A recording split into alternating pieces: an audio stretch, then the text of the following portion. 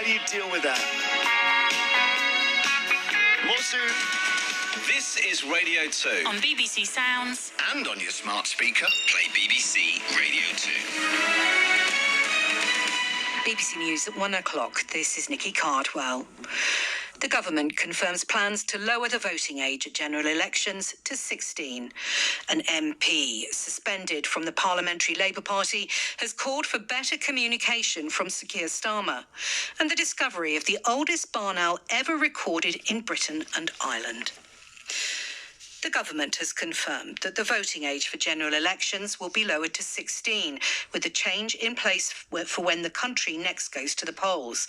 The Prime Minister said it was important for 16 and 17-year-olds to get a say in how their money was spent. The Conservatives say the policy is hopelessly confused because under 18s are not allowed to buy alcohol or lottery tickets. More details from our political correspondent, Ewan Murray. The changes promised in Labour's manifesto will bring UK-wide polls and English local elections in line with Scotland and Wales, in time for the next general election, due no later than summer 2029. It's part of a raft of measures aimed at strengthening British democracy, such as widening what can be used as voter ID to include bank cards and tightening rules on political donations. The think tank, the Institute for Public Policy Research, says the combined changes could add 9.5 million more people to voter rolls. Ministers have acknowledged that the rise in unemployment is disappointing. The rate in the 3 months to May was 4.7%. That's the highest level for 4 years. Unemployment between February and April had been 4.6%. The MP, Rachel Maskell, who was one of 4 suspended from the Parliamentary Labour Party yesterday for rebelling, says there needs to be better communication by the government with backbenchers. She lost the whip alongside Neil Duncan-Jordan, Brian Leishman and Chris Hinchcliffe. They'd all voted against the government's welfare reforms. Ministers say the MP should not be surprised by the decision, as Maskell told this programme that there needs to be more conciliatory tone. What they should be doing is thinking, what went wrong? How can we get it right? How can we not see backbenchers as noises off, but to see actually they're really valuable, they bring a contribution, they represent their constituents, and most of all, they keep government safe by speaking of real lived experience. A man who was jailed in 1977 based on the evidence of a corrupt police officer has had his name cleared posthumously at the Court of Appeal.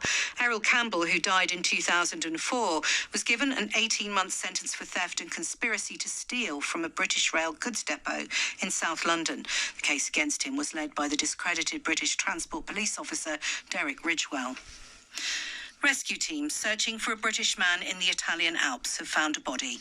Matthew Hall, who's 33 and from Hull, began his solo hiking trip earlier this month.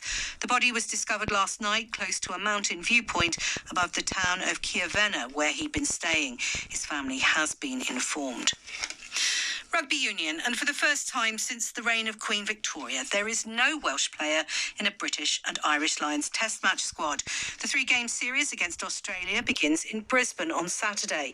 Sole Welshman in the touring party, Jack Morgan, has missed out on a place in the pack to Tom Curry.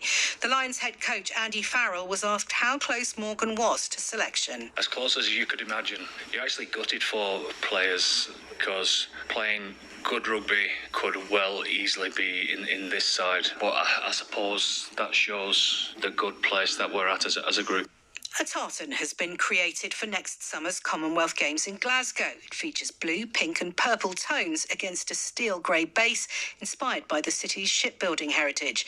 The fabric will be used first on the clothing of the Games mascot, whose identity will be revealed later this month. And experts say they found the oldest barn owl ever recorded in Britain and Ireland. The 18-year-old owl was discovered during checks last month at a farm in Hough on the Hill in Lincolnshire. The previous record for the age of a barn owl was 15 years and 7 months. David Whiteleg from the Barn Owl Trust says it's a remarkable discovery. The average lifespan of a barn owl is about 4 years. So the fact that this one at 18 years old is pretty exceptional, but also away from some of those sort of human threats that can sort of cause owls to die well before their time. Quick look at the weather. Increasingly warm and humid air with lots of cloud across England and Wales. Showers for the west of Scotland and Northern Ireland. Some of these could be thundery and there is the possibility of localised flooding.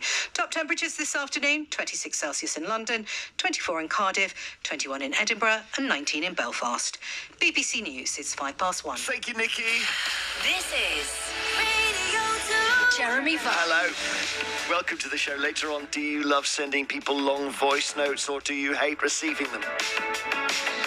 And we're going to meet Rajini Vaidyanathan in just a moment, who will talk about endometriosis, such an important subject. Love your thoughts on how hard it is to get diagnosed.